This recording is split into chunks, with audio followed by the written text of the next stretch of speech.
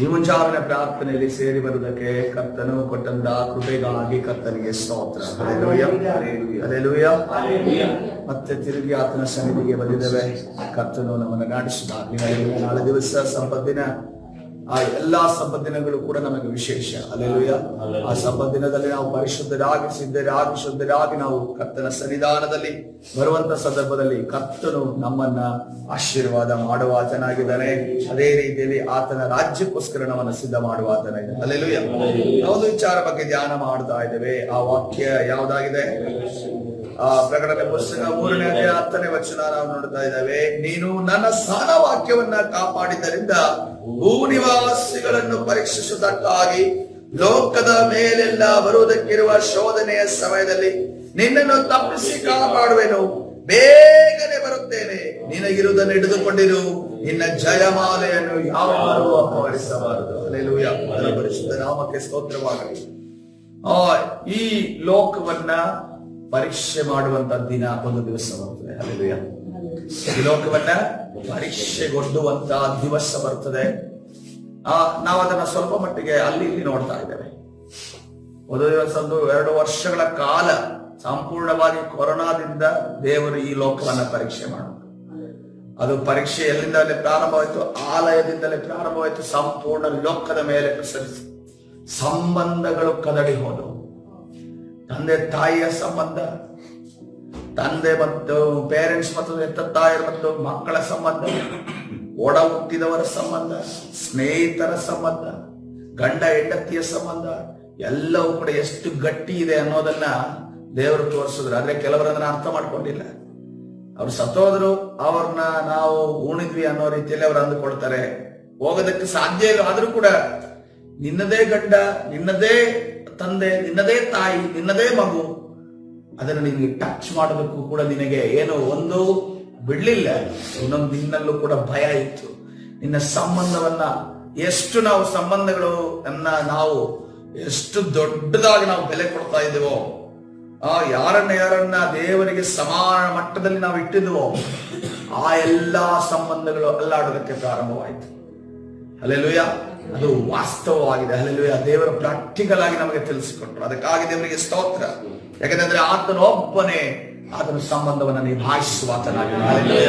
ಆತನ ಜೊತೆ ಇರುವಂತಹ ಸಂಬಂಧವೇ ಅದು ನಿತ್ಯ ನಿರಂತರವಾದ ಸಂಬಂಧವಾಗಿದೆ. ಹಲ್ಲೆಲೂಯಾ. ಕರ್ತನ ಪರಿಶುದ್ಧ ನಾಮಕ್ಕೆ ಸ್ತೋತ್ರವಾಗಿದೆ. ಇದನ್ನು ಅರ್ಥ ಮಾಡಿಕೊಳ್ಳೋದಕ್ಕೋಸ್ಕರವಾಗಿ ನಾವು ಶತಾಧಿಪತಿಯ ಜೀವಿತವನ್ನ ನಾವು ಧ್ಯಾನ ಮಾಡುತ್ತೀವಿ. ತದನಂತರ ಒಬ್ಬ ಪ್ರಧಾನ ಬಗ್ಗೆ ಧ್ಯಾನ ಮಾಡುತ್ತೀವಿ. ಈಗ ನಾನು ಒಬ್ಬ ವ್ಯಕ್ತಿಯ ಬಗ್ಗೆ ಧ್ಯಾನ ಮಾಡ್ತೀವಿ. ಆದ್ರೆ ನಾವು ಇದರಲ್ಲಿ ಸಿಮಿಲಾರಿಟಿಯನ್ನು ನೋಡ್ತೇವೆ, ಒಂದು ಸಾಮ್ಯತೆಯನ್ನು ನೋಡ್ತಾ ಇದೆ. ಏನ್ ಸಾಮ್ಯತೆಯನ್ನು ನೋಡ್ತಾ ಇದ್ದೆ ಅಂದ್ರೆ, ಇಬ್ಬರು ಕೂಡ ಶ್ರೀಮಂತರು, ಅಧಿಕಾರಿಗಳು ಮತ್ತು ಅದೇ ರೀತಿಯಲ್ಲಿ ಒಳ್ಳೆ ಸ್ಥಾನದಲ್ಲಿರುವವರು, ಹಣವಂತರು ಎಂದು ನಾವು ನೋಡ್ತೇವೆ. ನೋಡ್ರಿ, ಹಣವಂತಿಕೆ ಅನ್ನೋದು 1 ತಿಮೋಥೆ 6ನೇ ಅಧ್ಯಾಯ 10ನೇ ವಚನದಲ್ಲಿ ಈ ರೀತಿಯಲ್ಲಿ ಹೇಳ್ತಾ ಇದೆ. ಹಣದ ಆಸೆಯು ಸಕಲ ವಿಧವಾದ ಕೆಟ್ಟತನಕ್ಕೆ ಮೂಲವಾಗಿದೆ. ಹಲ್ಲೆಲೂಯಾ. ಹಣದ ಆಸೆಯು ಸಕಲ ವಿಧವಾದ ಕೆಟ್ಟತನಕ್ಕೆ ಮೂಲ. ಹಣ ಇದ್ದವನಿಗೆ ಅವನೇನ್ ಮಾಡ್ತಾನೆ? ಅವನು ಎಲ್ಲಾ ಕೆಟ್ಟ ಕಾರ್ಯಗಳನ್ನ ಮಾಡುವುದಕ್ಕೆ ಅವನ ಮನಸ್ಸು ಓಡಾಡ್ತಾ ಇರುತ್ತೆ.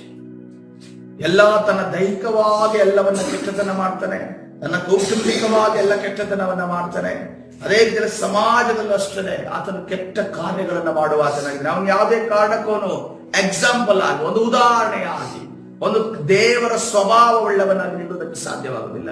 ಅವನು ಒಂದು ವೇಳೆ ಸುಮ್ಮನೆ ಕೂರ್ತೀನಿ, ನಾನು ಯಾವುದೇ ಲಂಚ ತಗೊಳ್ಳೋದಿಲ್ಲ, ಭ್ರಷ್ಟಾಚಾರ ಮಾಡೋದಿಲ್ಲ ಅಂದ್ಕೊಂಡು ಸುತ್ತಲಿರುವಂತ ಜನರು ಸುಮ್ಮನೆ ಕೂರೋದಕ್ಕೆ ಕೊಡೋದಿಲ್ಲ. ಯಾಕಂದ್ರೆ ಈಗಿನ ಅಧಿಕಾರಿಗಳನ್ನ ನೋಡಿದ್ರೆ ಕೆಲವರು ನಿಷ್ಠಾವಂತ ಅಧಿಕಾರಿಗಳಿರ್ತಾರೆ. ಆದ್ರೆ ಇವತ್ತಿನ ದಿವಸ ಆ ನಿಷ್ಠಾವಂತ ಅಧಿಕಾರಿಗಳು ನಮ್ಮ ಮಧ್ಯದಲ್ಲೇ ಇಲ್ಲ.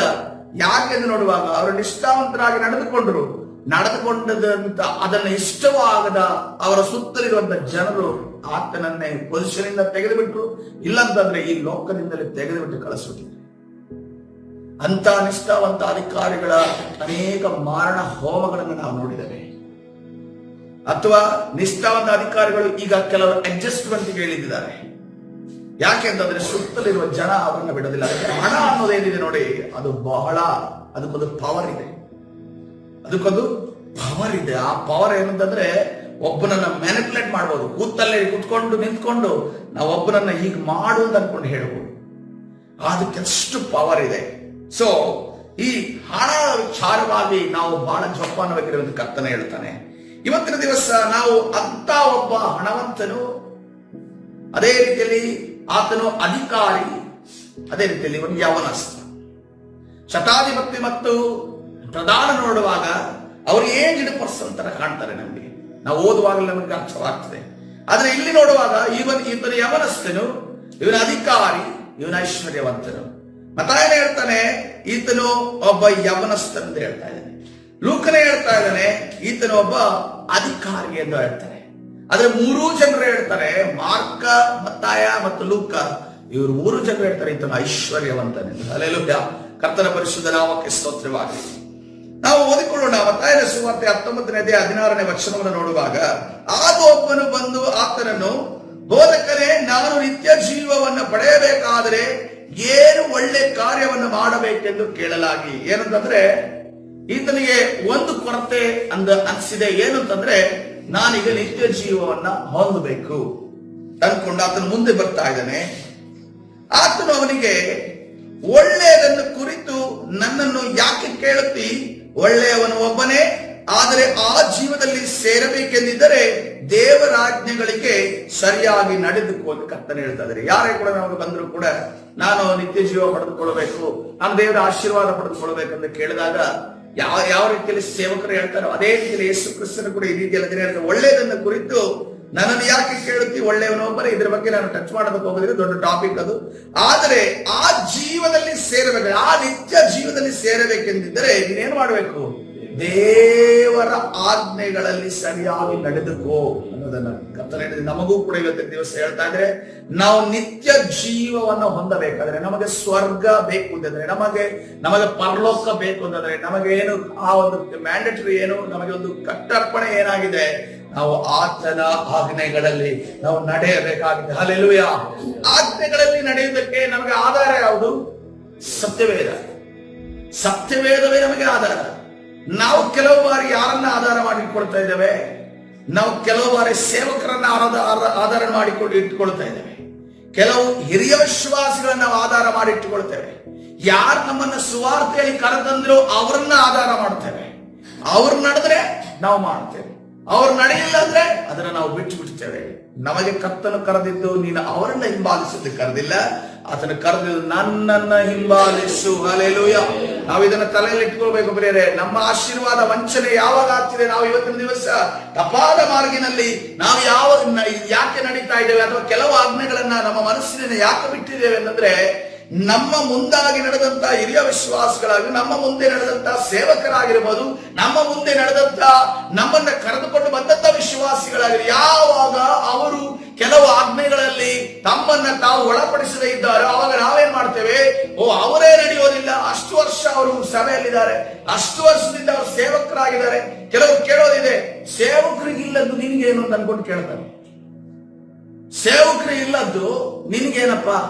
ನಿನ್ಗೇನು ದೊಡ್ಡ ನೀನು ಎದುರ್ತರ ಆಡ್ತಿದ್ಯಲ್ಲ ನೀನು? ಅಥವಾ ಇವ್ರು ನೋಡಿ 20-30 ವರ್ಷದಿಂದ ಸಭೆಗೆ ಹೋಗ್ತಾ ಇದ್ದಾರೆ, ಅವ್ರಿಗಿಲ್ಲದ್ದು ನಿನ್ಗೇನು? ನೀನೇನು ಅದನ್ನು ತಿನ್ನೋದಿಲ್ಲ, ಇದನ್ನು ತಿನ್ನೋದಿಲ್ಲ ಅಂತ ಹೇಳ್ತಿದ್ಯಾ? ನಾವು ಯಾರನ್ನ ಹಿಂಬಾಲಿಸಬೇಕಾಗಿರೋದು? ಯೇಸು ಕ್ರಿಸ್ತನನ್ನ ಹಿಂಬಾಲಿಸ. ನಿಮ್ಮನ್ನ ಪರಲೋಕಕ್ಕೆ ಕರೆದುಕೊಂಡದ್ದು ಯಾವ ಸಭೆಯ ವಿಶ್ವಾಸಿಯಲ್ಲ, ಯಾವ ಸೇವಕನಲ್ಲ, ಯಾವ ಒಂದು ನಿಮ್ಮನ್ನ ಕರೆದಿರುವಂತಹ ಸುವಾರ್ತೆ ಹೇಳಿದಂತ ವ್ಯಕ್ತಿಯಲ್ಲ. ನಿಮ್ಮನ್ನ ಕರೆದುಕೊಂಡು ಹೋಗುವವನು, ಆತನು ಬಾಯಲ್ಲಿ ಬಂದಂತ ಮಾತುಗಳನ್ನು ಹೇಳಿದ ಆತನು ಯೇಸು ಕ್ರಿಸ್ತನಾಗಿದ್ದಾನೆ. ಕರ್ತನ ಪರಿಶುದ್ಧ ನಾಮಕ್ಕೆ ಸ್ತೋತ್ರವಾಗಲಿ. ನಾವು ಯಾರಿಗೂ ಕೂಡ ಮನುಷ್ಯನಿಗೆ ಬೆರಳು ತೋರಿಸಿ ಅವರು ಹಿಂಗ್ ಮಾಡ್ತಿದ್ದ, ನಾನು ಅದಕ್ಕೋಸ್ಕರ ಹಿಂಗಿದ್ದೇನೆ ಅಂತ ಅನ್ಕೊಂಡು ಹೇಳೋದಾದ್ರೆ ನೀನು ಮೂರ್ಖನಾಗಿದ್ದಿ. ನಿನ್ನ ಮೂರ್ಖತನದಿಂದ ಇವತ್ತಿನ ದಿವಸ ನೀನು ಹೊರಗಡೆ ಬರಬೇಕಾಗಿದೆ. ಹಲ್ಲೆಲೂಯಾ. ಕರ್ತನ ಪರಿಶುದ್ಧ ನಾಮಕ್ಕೆ ಸ್ತೋತ್ರವಾಗಲಿ. ಅವು ಯಾವುವು ಎಂದು ಅವನೇನು ಕೇಳ್ತಾ ಇದ್ದಾನೆ? ಯಾವ್ದಪ್ಪ ಅದು ಅಂತ ಅನ್ಕೊಂಡು ಕೇಳ್ತಾ ಇದ್ದಾನೆ. ಗೊತ್ತಿದ್ದು ಕೇಳದಂತೆ ಇದ್ದಾನೆ. ಯೇಸು ಕ್ರಿಸ್ತನ ಜ್ಞಾನ ಎಷ್ಟಿದೆ ಅಂತ ಅನ್ಕೊಂಡು ತಿಳ್ಕೊಳಕ್ ನೋಡ್ತಾ ಇದ್ದಾನೆ. ದೇವರ ಮುಂದೆಯೇ, ಸೂರ್ಯನ ಮುಂದೆ ಟಾರ್ಚ್ ಅನ್ನ ಆತನು ಹೊತ್ತಿಸ್ತಾ ಇದ್ದಾನೆ. ಅದೇ ರೀತಿಯಲ್ಲಿ ನರಹತ್ಯೆ ಮಾಡಬಾರದು, ವ್ಯಭಿಚಾರ ಮಾಡಬಾರದು, ಕದಿಯಬಾರದು, ಸುಳ್ಳು ಸಾಕ್ಷಿ ಹೇಳಬಾರದು, ನಿನ್ನ ತಂದೆ ತಾಯಿಗಳನ್ನು ಸನ್ಮಾನಿಸಬೇಕು ಮತ್ತು ನಿನ್ನ ಹಾಗೆಯೇ ನಿನ್ನ ನೆರೆಯವನನ್ನ ಪ್ರೀತಿ ಮಾಡಬೇಕು ಎಂಬುವುಗಳೇ ಅಂದನು. ಹಲ್ಲೆಲೂಯಾ. 10 ದಶ ಆಜ್ಞೆಗಳನ್ನ ಹೇಳಿ ಆ 10 ಆಜ್ಞೆಗಳಿಗೆ ಎಲ್ಲದಕ್ಕೂ ಸಮಾನವಾಗಿರುವಂತ ಇನ್ನೊಂದು ಆಜ್ಞೆಯನ್ನು ಕರ್ತನಲ್ಲಿ ಪ್ರಸ್ತಾಪ ಮಾಡ್ತಿದ್ರೆ, ನಿನ್ನ ಹಾಗೆಯೇ ನಿನ್ನ ನೆರೆಯವನನ್ನ ಪ್ರೀತಿ ಮಾಡ್ಬೇಕು. ಹಲ್ಲೆಲೂಯಾ. ನಿನ್ನ ಹಾಗೆ ನಿನ್ನ ನೆರೆಯವನನ್ನ ನಾವು ಪ್ರೀತಿ ಮಾಡಿದ್ರೆ ನಮಗೆ ಕೊಲೆ ಮಾಡೋದಕ್ಕೆ ಮನಸ್ಸಾಗಲ್ಲ, ನಮಗೆ ಇನ್ನೊಬ್ಬರ ಹೆಂಡತಿ ಮೇಲೆ ವ್ಯಭಿಚಾರ ಮಾಡೋದಕ್ಕೆ ಮನಸ್ಸಾಗಲ್ಲ, ಇನ್ನೊಬ್ಬರ ಮಗಳ ಮೇಲೆಯೋ ಅಥವಾ ಇನ್ನೊಬ್ಬರ ತಂಗಿ ಅಕ್ಕನ ಮೇಲೆಯೋ ವ್ಯಭಿಚಾರ ಮಾಡೋದಕ್ಕೆ ಮನಸ್ಸಾಗಲ್ಲ, ಇನ್ನೊಬ್ಬರ ಆಸ್ತಿಯನ್ನ ಕದಿಬೇಕಂತ ಮನಸ್ಸಾಗಲ್ಲ, ಇನ್ನೊಬ್ಬರ ವಿರುದ್ಧವಾಗಿ ಸುಳ್ಳು ಸಾಕ್ಷಿ ಹೇಳಬೇಕಂತ ಮನಸ್ಸಾಗಲ್ಲ, ಇನ್ನೊಬ್ಬರ ನಮ್ಮ ತಂದೆ ತಾಯಿಗಳನ್ನ ನಾವು ಸನ್ಮಾನಿಸದೆ ಇರಬಾರದು ಅಥವಾ ಸನ್ಮಾನಿಸೋದು ಬೇಡ ಅನ್ನುವ ಮನಸ್ಸಾಗಲ್ಲ.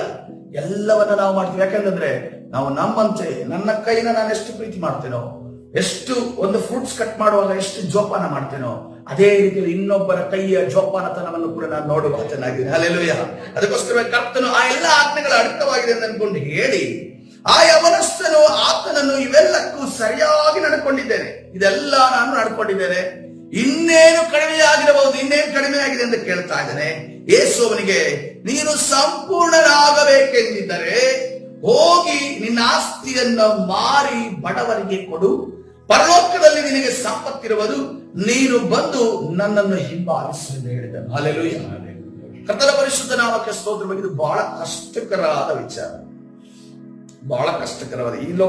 ಈ ಒಂದು ಪಟ್ಟಣದ ಒಬ್ಬ ಶ್ರೀಮಂತನಿಗೆ ಕರೆದು, ನಿನಗೆ ಆಸ್ತಿ ಜಾಸ್ತಿ ಆಗಿದೆ, ಆಸ್ತಿನೆಲ್ಲ ಬಡವರಿಗೆ ಮಾರ್ಬಿಡು, ಬೇಡ ಲೋಕದವನ್ ಬೇಡ. ವಿಶ್ವಾಸಿಗೆ ಯಾರಾದ್ರೂ ಶ್ರೀಮಂತರಿದ್ರೆ, ಚೆನ್ನಾಗಿ ಅವ್ರ ಹಣ ಓಡಾಡ್ತಿದ್ರೆ, ಬಿಸ್ನೆಸ್ ಚೆನ್ನಾಗಿ ಆಗ್ತಿದ್ರೆ ಅವನ್ನೇ ಕರೆದು, ನಿನ್ನ ಒಂದು ಏನು ಆದಾಯ ಇದೆ ಅದೆಲ್ಲವನ್ನ ನೀನು ಏನು ಆಸ್ತಿ ಮಾಡಿಟ್ಟಿದೆಯಲ್ಲ ಅದನ್ನೆಲ್ಲ ಬಡವರಿಗೆ ಮಾರ್ಬಿಡು ಅಂತ ಅನ್ಕೊಂಡು ಹೇಳೋದು, ಅದನ್ನ ಕೇಳಿ ನಡೆಯೋದು ಬಹಳ ಕಷ್ಟಕರವಾದ ವಿಚಾರ. ಹಾಗಾದ್ರೆ ನಾವು ಆದಾಯವನ್ನ ನಮಗೋಸ್ಕರ ಕೂಡಿಡಬಾರ್ದ? ನಮ್ಮ ಆದಾಯವನ್ನ ನಾವು ಮಕ್ಕಳಿಗೋಸ್ಕರ ಕೂಡಿಡಬಾರ್ದ ಅನ್ನುವಂಥ ಪ್ರಶ್ನೆ ಇಲ್ಲಿ ವ್ಯಕ್ತವಾಗ್ತಾ ಇದೆ. ಇಲ್ಲಿ ಒಂದನ್ನು ನಾವು ಅರ್ಥ ಮಾಡಿಕೊಳ್ಳಬೇಕು. ಈ ಯವನಸ್ಥರಿಗೆ, ಈ ಅಧಿಕಾರಿಗೆ, ಈ ಐಶ್ವರ್ಯವಂತನಿಗೆ ಅವನಿಗೆ ಬಲ ಎಲ್ಲಿದೆ? ಅವನು ಹಣದಲ್ಲಿದೆ. ಅವನು ಬ್ಯಾಕ್ ಸಪೋರ್ಟ್ ಎಲ್ಲಿದೆ? ಬ್ಯಾಕ್ ಬೋನ್ ಎಲ್ಲಿದೆ ಅಂತಂದ್ರೆ ಹಣದ ಮೇಲೆ ಅವನ ಬ್ಯಾಕ್ ಬೋನ್ ಇದೆ. ಆ ಹಣ ಅಲ್ಲಾಡ್ಬಿಟ್ರೆ ಅವನ ಬ್ಯಾಕ್ ಬೋನ್ ಅಲ್ಲಾಡ್ದಂಗೆ. ಅದಕ್ಕೆ ಕರ್ತನು ಇನ್ನೊಂದು ಮಾರ್ಕನ ಸುವಾರ್ತೆಯಲ್ಲಿ ಆತನ ಹೇಳಿದ್ದಾನೆ, ಆತನನ್ನ ದೃಷ್ಟಿಸಿ, ಸೂಕ್ಷ್ಮವಾಗಿ ದೃಷ್ಟಿಸಿ ನೋಡಿ ಅಂತ ಅನ್ಕೊಂಡು ಹೇಳಿದೆ. ಅದ್ರ ಏನನ್ನು ದೃಷ್ಟಿಸಿರ್ಬೋದು? ಕರ್ತನ ವಾಕ್ಯ ಹೇಳ್ತದೆ, ಹೃದಯದ ಎಲ್ಲಾ ಆಲೋಚನೆಗಳ ಪರಿಶೋಧಿಸುವ ದೇವರ ಆತನಾಗಿದ್ದಾನೆ. ನಾವು ಆಡ್ತೇವೆ, ನನ್ನ ಹೃದಯವನ್ನ ಆತನು, ನಿರೂಪಣೆಗಳನ್ನ ಆತನು ಪರಿಶೋಧಿಸುವ ದೇವರು, ನಮ್ಮ ನಡೆಗಳನ್ನ ನುಡಿಗಳನ್ನ ಪರಿಶೋಧಿಸುವ ದೇವರು. ಈ ಯವನಸ್ಥನ ಅಧಿಕಾರಿ ಐಶ್ವರ್ಯವಂತನ ನಡೆಗಳನ್ನ ಪರಿಶೋಧಿಸುತ್ತಿರುವಂತ ದೇವರು ಹೇಳ್ತಾ ಇದ್ದಾರೆ, ಮಗನೇ, ನೀನು ಪರಲೋಕ ರಾಜ್ಯಕ್ಕೆ ಹೋಗ್ಬೇಕು ಅಂತ ಅನ್ಕೊಂಡು ಮುಂದೆ ಬಂದಿದೀಯಾ, ಆದ್ರೆ ನೀನು ಯಾರ ಮೇಲೆ ಭರವಸೆ ಇಟ್ಟಿದೀಯಾ? ನಿನ್ನ ಹಣದ ಮೇಲೆ ಭರವಸೆ ಇಟ್ಟಿದೀಯ. ಸಾಯುವ ತನಕ ನನಗೇನು ಚಿಂತೆ ಇಲ್ಲ, ಎಲ್ಲವನ್ನ ಮಾಡಿಟ್ಟಿದ್ದೀನಿ ಅಂತ ಅಂದುಕೊಳ್ತೀಯ. ಆ ಒಂದು ಭರವಸೆಯನ್ನು ಯಾರ ಮೇಲೆ ಹಾಕ್ಬೇಕು? ಈಗ ನೀನು ದೇವರ ಮೇಲೆ ಹಾಕಬೇಕು. ಹಲ್ಲೆಲೂಯಾ. ನಾಳೆ ದಿವಸ 3 ಹೊತ್ತು ಊಟ ಮಾಡ್ತೇನೆ ಅನ್ನೋದಾದ್ರೆ ನೀನು ಯಾರ ಮೇಲೆ? ನೀನು ಬ್ಯಾಂಕ್ ಬ್ಯಾಲೆನ್ಸ್ ಮಾಡಿರೋದ ಬ್ಯಾಂಕ್ ಬ್ಯಾಲೆನ್ಸ್ ಮೇಲೆ ಅಲ್ಲ, ದೇವರ ಮೇಲೆ ಭರವಸೆ ಇಡುವವರಾಗಿ. ಹಲ್ಲೆಲೂಯಾ. ಬ್ಯಾಂಕ್ ಬ್ಯಾಲೆನ್ಸ್ ಅನ್ನ ಮಾಡಿಟ್ಟುಕೊಳ್ಳುವುದು ತಪ್ಪೇನಲ್ಲ, ಆದ್ರೆ ಭರವಸೆ ಮಾತ್ರ ನೀನು ದೇವರಲ್ಲಿ ಇಟ್ಟುಕೊಳ್ಳಬೇಕು. ಹಲ್ಲೆಲೂಯಾ. ಯಾವಾಗ ಯಾವ ಬ್ಯಾಂಕ್ ಮುಳುಗೋಗುತ್ತೋ ಅಂತ ಗೊತ್ತಿಲ್ಲ, ನಿನ್ನ ಹಣ ಚಲ್ಲಾಪಿಲ್ಲಿ ಆಗುತ್ತೋ ಅಂತ ಗೊತ್ತಿಲ್ಲ, ಆದ್ರೆ ನಿನ್ನನ್ನ ಕೈ ಹಿಡಿದ ದೇವರು ಅವನು ಎಂದೂ ಕೂಡ ಚಲ್ಲಾಪಿಲ್ಲಿ ಆಗಲ್ಲ, ನಿನ್ನನ್ನ ಕೈ ಬಿಡಲ್ಲ, ಆತನು ನಡೆಸುವ ದೇವರಾಗಿದ್ದಾನೆ. ಅದಕ್ಕೋಸ್ಕರವಾಗಿ ಕರ್ತನು ಆತನ ಮೇಲೆ ಭರವಸೆ ಇಡಬೇಕು ಅಂತ ಹೇಳ್ತಾರೆ. ಇಸ್ರೇಲರಿಗೆ ಈ ಹಣದ ವಿಚಾರ ಏನು ಪ್ರಮಾಣ ಇದೆ ಅನ್ಕೊಂಡು ಗಮನಿಸೋದಾದ್ರೆ, ಮೊದಲನೇದಾಗಿ ಇಸ್ರೇಲರು ಏನನ್ನ ಕೊಡಬೇಕು? ಅವರು ದಶಮ ಭಾಗವನ್ನು ಕೊಡಬೇಕು. ಯಾಕೆ ದಶಮ ಭಾಗವನ್ನು ಕೊಡಬೇಕು ಅಂದ್ರೆ, ಆದಾಮನ ಮುಖಾಂತರವಾಗಿ ಈ ಲೋಕಕ್ಕೆ ಶಾಪ ಬಂತು. ಆದಾಮನ ಮುಖಾಂತರವಾಗಿ ಈ ಲೋಕಕ್ಕೆ ಶಾಪ ಬಂತು. ಈ ಲೋಕದಲ್ಲಿ ಏನೇ ದುಡಿದ್ರು ಕೂಡ ಆ 10,000 ಹಣದಲ್ಲಿ ಅದರಲ್ಲಿ ಶಾಪ ಇದೆ. ಆ 10,000 ಹಣದ ಶಾಪ ನೀಗಬೇಕು ಅಂತಂದ್ರೆ ದೇವರು ಏನು ಪ್ರಮಾಣ ಕೊಟ್ಟರು? ನೀನು ದಶಮ ಭಾಗವನ್ನ 1,000ವನ್ನ ತೆಗೆದು ನೀನು ಆಲಯಕ್ಕೆ ಅರ್ಪಿಸಬೇಕು. ಆವಾಗ ಆ 9,000ದ ಮೇಲಿರುವಂತಹ ಶಾಪ ಅದು ನೀಗಲ್ಪಡುತ್ತೆ. ಆ 9,000 ಯಾವುದೇ ಹಾಸ್ಪಿಟಲ್ ಖರ್ಚಾಗಲ್ಲ. ಆ 9,000 ಯಾವುದೇ ವ್ಯರ್ಥವಾದ ಕಾರ್ಯಗಳಿಗೆ ಖರ್ಚಾಗಲ್ಲ. ಆ 9,000 ಯಾರು ಅದನ್ನ ಮುಟ್ಟಲ್ಲ. ಆ 9,000 ದೇವರು ಸೈತಾನನ ಎಲ್ಲ ಕಾರ್ಯಗಳಿಂದ ಕಾಪಾಡುವಾತನಾಗಿದ್ದಾನೆ. Hallelujah, hallelujah. ಕರ್ತನು ಏನಂತಂದ್ರೆ ನೋಡ್ರಿ, ಇಲ್ಲಿ ಒಂದು ತ್ಯಾಗ ಕೊಡುವಂತ ವಿಚಾರವನ್ನ ಕರ್ತನು ಕೊಟ್ಟರು. ಯಾಕೆಂತಂದ್ರೆ ನಮ್ಗೆ ಬಿಟ್ಟು ಕೊಡುವುದಕ್ಕೆ ಮನುಷ್ಯನಿಗೆ ಕಷ್ಟ ಅಂತ ಗೊತ್ತಿದೆ. ಮನುಷ್ಯನಿಗೆ ಬಿಟ್ಟು ಕೊಡುವುದಕ್ಕೆ ಕಷ್ಟ, ತೆಗೆದುಕೊಳ್ಳುವುದಕ್ಕೆ ಈಸಿ. ತೆಗೆದುಕೊಳ್ಳುವುದಕ್ಕೆ ಈಸಿ, ಬಿಟ್ಟು ಕೊಡೋದಕ್ಕೆ ಕಷ್ಟ. ಅದಕ್ಕೋಸ್ಕರವಾಗಿ ನಿನ್ನಲ್ಲಿ ಒಂದು ತ್ಯಾಗ ಬರುವುದಾದ್ರೆ, ನೀನ್ ಯಾವಾಗ 10,000ದಲ್ಲಿ 1,000 ತೆಗೆದುಕೊಡ್ತೀಯೋ ಆ ಹಣದ ಮೇಲೆ ಭರವಸೆ ಹೋಗುತ್ತೆ. ಯಾರ ಮೇಲೆ ಭರವಸೆ ಇಟ್ಟಿದೆಯೋ? ಉಳಿದ 9,000 ಮೇಲೆ ಅಲ್ಲ, ಆ 9,000 ಆಶೀರ್ವಾದ ಮಾಡಿ ಕೊಟ್ಟಂತ ದೇವರ ಮೇಲೆ ಭರವಸೆ ಇಡುವುದನ್ನ. ಯಾರು ಈ ದಶಮಭಾಗವನ್ನು ಕೊಡುವುದರಲ್ಲಿ ಹಿಂದೇಟಾಗ್ತಾರೋ ಅವರಿಗೆ ದೇವರ ಮೇಲೆ ಭರವಸೆ ಇಲ್ಲ ಎನ್ನುವಂತ. ಹಲ್ಲೆಲೂಯಾ. ಯಾಕಂತಂದ್ರೆ ಉಳಿದ 9,000 ಸೇಫ್ ಆಗಿರ್ಬೇಕು ಅಂತಂದ್ರೆ ನೀನು ದೇವರ ಮೇಲೆ ಭರವಸೆ ಇಡುವವನಾಗಿರ್ಬೇಕು. ಹಲ್ಲೆಲೂಯಾ. ಕರ್ತನ ಪರಿಶುದ್ಧ ನಾಮಕ್ಕೆ ಸ್ತೋತ್ರ. ಎರಡನೇದಾಗಿ ಆತನು ಅಲ್ಲಿ ಇಸ್ರಾಯೇಲರಿಗಿದ್ದಂತ ಪ್ರಮಾಣ, ನೀವು ಪ್ರಾಮಾಣಿಕರಾಗಿ ನಡೆದುಕೊಳ್ಳಬೇಕು, ಯಾವ ಮೋಸವನ್ನ ಮಾಡಬಾರದು. ಮೂರನೇದಾಗಿ ನೀವು ನ್ಯಾಯಯುತವಾಗಿ, ನಾವು ಯಾಜಕ ಕಾಂಡದಲ್ಲಿ ನ್ಯಾಯಯುತವಾಗಿ ನಡೆದುಕೊಳ್ಳಬೇಕು. ನಾಲ್ಕನೇದಾಗಿ ಯಾರು ಬಡವರಿರ್ತಾರೋ, ನೋಡ್ರಿ ನಾವು ರೂತಳ ಪುಸ್ತಕದಲ್ಲಿ ಓದ್ತೇವೆ, ರೂತಳು ಹಕ್ಕಲಾಯುವುದಕ್ಕೆ ಹೋಗ್ತಾಳೆ. ಹಾಗಾದ್ರೆ ಹಕ್ಕಲಾಯುವುದಕ್ಕೆ ಹೋಗ್ತಾಳೆ ಅಂತಂದ್ರೆ ಅಲ್ಲಿ ಅನೇಕ ಬೆಳೆಗಳು ಉಳಿಯಲ್ಪಟ್ಟಿವೆ ಅಂತ ಅರ್ಥ. ಅಂದ್ರೆ ಬದಿಯಲ್ಲಿರುವಂತಹ ಯಾವ ಬೆಳೆಗಳನ್ನ ಇಸ್ರಾಯೇಲರು ಅದನ್ನ ಕೊಯ್ಯಂಗಿರ್ಲಿಲ್ಲ. ಯಾರು ಕೊಡ್ಬೇಕು ಅದನ್ನ? ವಿದೇಶಿಗಳಿಗೆ, ನಿರ್ಗತಿಕರಿಗೆ, ಬಡವರಿಗೆ ಅದನ್ನು ಮೀಸಲಿಡಬೇಕಾಗಿತ್ತು. ದೇವರು ಅದನ್ನ ಪ್ರಮಾಣವಾಗಿ ಕೊಟ್ಟಿದ್ರು. ನಿಮಗಿಷ್ಟು ಬೆಳೆಯನ್ನು ನಾನು ಕೊಟ್ಟಿದ್ದೇನೆ. ಆದ್ರೆ ನಿರ್ಗತಿಕರು ಇರ್ತಾರೆ ದೇಶದಲ್ಲಿ, ಬಡವರು ಇರ್ತಾರೆ, ಅದೇ ರೀತಿಯಲ್ಲಿ ಅನಾಥರು ಇರ್ತಾರೆ, ವಿಧವೆಯರಿರ್ತಾರೆ. ಅಂತವರು ಎಲ್ಲಿಂದ ಆಹಾರ ತಗೋತಾರೆ? ನಿಮ್ಮ ಕೈಯಿಂದ ಕೊಡಬೇಕು ಅಂತ ನಾನು ಹೇಳ್ತಾ ಇಲ್ಲ, ನೀವು ತೆಗೆದುಕೊಂಡಿದ್ರಲ್ಲಿ. ಆದರೆ ನಿಮ್ಮ ಆ ಒಂದು ಭೂಮಿಯಲ್ಲಿ ಬದಿಯಲ್ಲಿ ಬೆಳೆದಿರುವಂತ ಆ ಎಲ್ಲಾ ಬೆಳೆಗಳನ್ನ ಅವರಿಗೆ ನೀವು ಬಿಟ್ಟು ಬಿಡಬೇಕು. ಅದು ಅವರಿಗೆ ಆಹಾರವಾಗಿ ಕೊಟ್ಟಿರುವಂತಹ ವಿಚಾರ. ಇವತ್ತಿನ ದಿವಸ ನಮಗೆ ಕೆಲವರಿಗೆ ಭೂಮಿ ಇಲ್ಲದೆ ಇರಬಹುದು, ಅಥವಾ ಇವತ್ತಿನ ದಿವಸ ನಾವು ನಮ್ಮ ಭೂಮಿಯ ಒಳಗೆ ಯಾರನ್ನು ಕೂಡ ಎಂಟ್ರಿ ಕೊಡದೇ ಇರಬಹುದು. ಆದ್ರೆ ಆದಾಯ ಬರುತ್ತಲ್ಲ, ಅವರಿಗೊಂದು ಪಾಲನ್ನ ನಾವು ಬಡವರಿಗೆ ಒಂದು ಹೆಚ್ಚಿಡಬೇಕು. ಹಲ್ಲೆಲೂಯಾ. ಬಡವರಿಗೆ ನಾವು ಯಾವಾಗ, ಅನಾಥರಿಗೆ, ವಿಧವೆಯರಿಗೆ ನಾವು ಹೆಚ್ಚಿಡ್ತೇವೆ ಪ್ರಿಯರೇ, ದೇವರು ನಮ್ಮನ್ನ ಆಶೀರ್ವಾದ ಮಾಡೋದಾಗಿದೆ. ನೋಡ್ರಿ, ಬಡವರು, ಅನಾಥರು, ವಿಧವೆಯರು, ನಿರ್ಗತಿಕರಾಗಿರ್ಬೋದು, ಅವ್ರು ಊಟ ಮಾಡುವಾಗ ಹೆಂಗ್ ಊಟ ಮಾಡ್ತಾರೆ ಗೊತ್ತಾ? ನಮ್ಮ ರೀತಿಯಲ್ಲಿ ಸಲೀಸಾಗಿ ಊಟ ಮಾಡೋದಿಲ್ಲ. ಏನೇ ಕೊಡ್ರಿ ಅವರಿಗೆ, ಸೊಪ್ಪಿನ ಸಾಂಬಾರಾಗ್ಲಿ, ಉಪ್ಪಿನಕಾಯಿ ಚಟ್ನಿ ಆಗ್ಲಿ, ಅಥವಾ ಗಂಜಿ ಆಗ್ಲಿ, ಅವರು ಏನಂದ್ರೆ ಈ ಲೋಕದಲ್ಲಿ ಒಂದು ಏನೋ ಆ ರೀತಿ ಮಾಡಬೇಕು ನಾನು ಹೇಳ್ತಾ ಇಲ್ಲ. ಆದ್ರೆ ಅವರ ಒಂದು ರೀತಿ ರಿವಾಜ್ ಇದೆ. ಏನಂತಂದ್ರೆ ಅನ್ನವನ್ನ ಎತ್ತಿ ಕಣ್ಣಿಗೆ ಒತ್ತುಬಿಟ್ಟು ಅವರು ಊಟ ಮಾಡ್ತಾರೆ. ಯಾಕಂದ್ರೆ ಅದಕ್ಕೆ ಅವರು ಅಷ್ಟೊಂದು ಮಾನ್ಯತೆಯನ್ನು ಕೊಡ, ದೇವರು ತಂದ್ಕೊಂಡು ಅವರು ದೇವರು ತಂದ್ಕೊಂಡು ಮಾನ್ಯತೆ ಕೊಡ್ತಾರೆ. ಆದ್ರೆ ದೇವರು ತಂದ್ಕೊಂಡು ಮಾನ್ಯತೆ ಕೊಡ್ಬೇಕಂದ್ರೆ ನಾನು ಹೇಳ್ತಾ ಇಲ್ಲ, ಅದಕ್ಕೊಂದು ಗೌರವವನ್ನು ನಾವು ಕೊಡಬೇಕು. ಗೌರವವನ್ನು ಕೊಟ್ಟಾಗಲೇ ನಾವು ಯಾವುದೇ ಸ್ಥಿತಿ ಇರಲಿ, ನಮಗೆ ಅನ್ನ ಕೊಟ್ಟ ಅದನ್ನು ದೇವರ ಪ್ರಿಯ. ಹಲ್ಲೆಲೂಯಾ. ಇವತ್ತಿನ ದಿವಸ ಒಳ್ಳೆ ಸ್ಥಿತಿಯಲ್ಲಿ ಇದ್ದು ನಾವು ಅನ್ನವನ್ನು ತಿಂತಾ ಇದ್ದೇವೆ. ಆದ್ರೆ ಅನೇಕ ಜನರು ಒಳ್ಳೆ ಸ್ಥಿತಿ ಇಲ್ಲದೆ ತಿನ್ನುವವರಿದ್ದಾರೆ, ಸೇವಿಸುವವರಿದ್ದಾರೆ. ಅವರ ಮುಂದೆ ನಾವು ಅವರಿಗೆ ಗೌರವವನ್ನು ಕೊಡುವವರಾಗಿರ್ಬೇಕು. ಅವರಿಗೆ ನಾವು ದಾನವನ್ನ ಮಾಡುವವರಾಗಿರ್ಬೇಕು. ಆದ್ರೆ ದಾನವನ್ನ ಮಾಡೋದ್ರಲ್ಲಿ ಒಂದು ಜ್ಞಾನ ಇರಬೇಕು. ದಾನವನ್ನ ಮಾಡೋದ್ರಲ್ಲಿ ಒಂದು ಜ್ಞಾನ ಇರಬೇಕು. ಒಂದು ಎಕ್ಸಾಂಪಲ್ ನಿಮ್ಗೆ ಹೇಳ್ತೀನಿ. ನಮ್ಮ ಸಭೆಯಲ್ಲಿ ಒಬ್ರು ಬರ್ತಾ ಇದ್ರು. ಅವರು ಚೆನ್ನಾಗೇ ಇದ್ರು, ಅವ್ರೇನು ಸಮಸ್ಯೆ ಇಲ್ಲ, ಅವ್ರಿಗೇನು ಫೈನಾನ್ಷಿಯಲ್ ಪ್ರಾಬ್ಲಮ್ ಅಂತ ಏನಿಲ್ಲ. ಬಟ್ ಅವಾಗ ಹಣ ಕೇಳೋರು. ನನ್ನ ಹತ್ರನೇ ಪರ್ಸನಲ್ ಆಗಿ ಅವರು ಕನೆಕ್ಷನ್ ಇಟ್ಕೊಂಡಿದ್ರು. ಫೋನ್ ಮಾಡಿ 500 ರೂಪಾಯಿ ಹಾಕಿ ಅಥವಾ 500 ರೂಪಾಯಿ ಹಾಕಿ ಅಂತ ಅನ್ಕೊಂಡು ಈ ರೀತಿ ಕೇಳೋರು. ಒಂದ್ಸರಿ 500 ರೂಪಾಯಿ ಹಾಕಿದೆ, ಕೊಟ್ಟರು. 500 ರೂಪಾಯಿ ಕರೆಕ್ಟ್ ಸೈನ್ಗೆ ತಂದು ಕೊಟ್ಟರು. ಇನ್ನೊಂದ್ಸರಿ 500 ರೂಪಾಯಿ ಹಾಕಿದೆ, ಕರೆಕ್ಟ್ ಟೈಮಿಗೆ ತಂದು ಕೊಟ್ಟರು. ನೆಕ್ಸ್ಟ್ ಟೈಮು ಏನು ಬಂದ್ರು ಅಂತಂದ್ರೆ ಒಂದು ಚೆಕ್ ಇಟ್ಕೊಂಡು ಬಂದ್ರು. ಏನಪ್ಪ ಇದು ಚೆಕ್ ಇಟ್ಕೊಂಡು ಸಡನ್ ಆಗಿ ಬಂದವರಲ್ಲ ಅಂತ ಅನ್ಕೊಂಡು ಯೋಚನೆ ಮಾಡಿದೆ ನಾನು. ಆದ್ಮೇಲೆ ಚೆಕ್ಕಲ್ಲಿ ಏನಂತಂದ್ರೆ ಚೆಕ್ಕಲ್ಲಿ ಫುಲ್ ಇದು ಏನೋ ಬರ್ದು, ಅದರಲ್ಲಿ ಈಗ ಚೆಕ್ ಬರೆಯುವಾಗ ಹೆಂಗ್ ಬರೀತಾರೆ ಹೇಳಿ, ಕ್ಲೀನ್ ಆಗಿ ಬರೀತಾರೆ, ಯಾವ್ದು ಕೂಡ ಮಿಸ್ಟೇಕ್ ಆಗಬಾರ್ದು. ಅಲ್ಲಿ ಹೋಗಿ ನಾನು ವೆರಿಫಿಕೇಶನ್ ಮಾಡುವಾಗ ಏನ್ ಕೇಳ್ತಾರೋ ಅಂತ ಅನ್ಕೊಂಡು ಭಯ ಇರುತ್ತೆ ನಮ್ಗೆ. ಅವ್ರು ಗೀಚ್ ಬಿಟ್ಟಿದ್ದಾರೆ, ಅವ್ರು ಏನೋ ಅರ್ಜೆಂಟಲ್ಲಿ ಬರೆದಿದ್ದಾರೆ ಅನ್ಸುತ್ತೆ, ಗೀಚ್ ಬಿಟ್ಟು 5,000 ಅಂತ ಅನ್ಕೊಂಡು ಬರ್ತಾರೆ. ಅದಕ್ಕೆ ನನ್ನ ಮಗಳಿಗೆ ನಾನು ಇದನ್ನು ಕೊಡಬೇಕು, ನನ್ನ ಹತ್ರ ಈಗ ಅಕೌಂಟ್ ಅಲ್ಲಿ ಇದು ಮಾಡೋದಕ್ಕೆ ಟ್ರಾನ್ಸ್ಫರ್ ಮಾಡೋದಕ್ಕೆ ನನಗೆ ಸಮಯ ಇಲ್ಲ, ಅದೇನೋ ಇಲ್ಲ ಅಂತ ಅನ್ಕೊಂಡು ಹೇಳಿದ್ರು. ನೀವೊಂದು 5,000 ಕೊಡ್ತೀರಾ ಅಂತ ಅನ್ಕೊಂಡು ಹೇಳಿದ್ರು. 500 ರೂಪಾಯಿ ಕೇಳಿದವರು ಈಗ ಸಡನ್ ಆಗಿ 5,000 ಬಂದಿದ್ದಾರೆ ಅಂತ ಅಂದಾಗ ಒಂದ್ಸರಿ ಶಾಕ್ ಆಯ್ತು. ನಾನು 5,000 ಕೊಡೋಷ್ಟು ನಾನೇನು ದೊಡ್ಡವನಲ್ಲ. 500 ರೂಪಾಯಿ ಯಾರಾದ್ರೂ ಕೇಳಿದ್ರೆ ಅನ್ಕೊಂಡು ಹೆಲ್ಪ್ ಮಾಡ್ಬೋದು. ಅದು ಕೂಡ ನೋಡಿ ಮಾಡಿ ಹೆಲ್ಪ್ ಮಾಡ್ತೀನಿ. ಯಾಕಂತಂದ್ರೆ ನಮ್ಮ ಹಣ ದೇವರು ನಮಗೆ ಆಶೀರ್ವಾದ ಮಾಡಿಕೊಟ್ಟಿದ್ದು. ಯಾರ್ಯಾರಿಗೂ ಬೇಕಾದವರಿಗೆ ಕೊಡುವುದಕ್ಕೆ ಕೊಟ್ಟಂತೆ. ಯಾಕಂದ್ರೆ ಒಬ್ರು ಸೇವಕರಿಗೆ ದೇವರು ಹಂಗೆ ಎಚ್ಚರಿಸದಂತೆ. ಸೇವೆಯಲ್ಲಿ ಹಣ ಬರ್ತಾ ಇತ್ತಂತೆ. ಹಣವನ್ನು ಕೂಡಾಡ್ತಾ ಇದ್ರು. ಕೇಳ್ಕೊಂಡು ಬರೋರು ಕೆಲವರು ಏನ್ ಮಾಡ್ತಾರೆ, ಇವನು ಕೊಡ್ತಾನೆ ಅಂತ ಅನ್ಕೊಂಡು ಗೊತ್ತಾದಾಗ, ಇವನು ಕಣ್ಣೀರಿಟ್ರೆ ಕೊಡ್ತಾನೆ, ತನ್ನ ಕಷ್ಟ ಹೇಳ್ಕೊಂಡು ಕೊಡ್ತಾನೆ ಅಂತ ಗೊತ್ತಾದಾಗ ಎಲ್ರು ಬಂದು ಕೇಳೋರು ಇವ್ರು ತೆಗೆದು ಕೊಡ್ತಾ ಇದ್ರು. ಒಂದು ದಿವಸ ದೇವರು ಎಚ್ಚರಿಸಿದಂತೆ, ನಾನು ನಿನಗೆ ಕೊಟ್ಟಿರುವಂತಹ ಹಣ ನನ್ನ ಸೇವೆಗಾಗಿ ಅಗತ್ಯ ಇರುವವರಿಗೆ ಕೊಡುವುದಕ್ಕೆ ಕೊಟ್ಟಂತ ಹಣ. ನೀನು ಯಾವ ಒಂದು ಅಧಿಕಾರದಿಂದ ನಿನ್ನ ಹಣವನ್ನ, ನಾನು ಕೊಟ್ಟಿರುವಂತಹ ಸೇವೆ ಹಣವನ್ನ ನೀನು ಬೇಕಾಬಿಟ್ಟಿಯಾಗಿ ಕೊಟ್ಟೆ. ಇನ್ನು ಮುಂದೆ ನೀನು ಎಚ್ಚರಿಕೆಯಿಂದ ಎಲ್ಲರೂ ಕೊಡಬೇಕು. ಇದು ಸೇವಕರಿಗೆ ಕೊಟ್ಟಂತ ಎಚ್ಚರಿಕೆ. ಇದು ನನ್ನ ಜೀವನದಲ್ಲಿ ನಡೆದ ಘಟನೆ ಇರುತ್ತಂದ್ರೆ ಅವರು ಆ ವ್ಯಕ್ತಿ ಬಂದ್ರು. ಸೊ ಈಗ ಇರುವಂತ ಪ್ರಶ್ನೆ ಏನಂತಂದ್ರೆ, ನಾನು ಹೆಲ್ಪ್ ಮಾಡ್ಬೇಕಾ ಮಾಡಬಾರ್ದು? ಹೆಲ್ಪ್ ಮಾಡಬಾರ್ದು, ಸಹಾಯ ಮಾಡಬಾರ್ದು. ಎರಡು ಸಾರಿ ನಾನು ಸಹಾಯ ಮಾಡಿದ್ದೀನಿ. 3ನೇ ಸಾರಿ ಅವರು ಬಂದಿದ್ದಾರೆ. ಅವರನ್ನು ನೋಡುವಾಗ ಆ ಸಹಾಯ ಅವರಿಗೆ ಅಗತ್ಯನೇ ಇದೆ, ಪ್ರಾಣ ಹೋಗೋ ಪರಿಸ್ಥಿತಿಯಿಂದ ಅನ್ಕೊಂಡು ನನಗೆ ಅನಿಸ್ತಾ ಇಲ್ಲ. ಆದ್ರೂ ಕೂಡ ಅವರು ಫಸ್ಟ್ 2 ಟೈಮ್ಸ್ ಬಂದಾಗ ನಾನು ಕೊಟ್ಟಿದ್ದೀನಿ. 3rd ಟೈಮ್ ಬಂದಾಗ 5,000 ಕೇಳ್ತಾ ಇದ್ದಾರೆ. ಸೊ ಅಷ್ಟೊಂದು ಹಣ ಇಲ್ಲ ಅಂತ ಅನ್ಕೊಂಡು ಹೇಳಿದ್ರೆ ನಾನು ಅವ್ರನ್ನ ಕಳಿಸ್ತೀನಿ.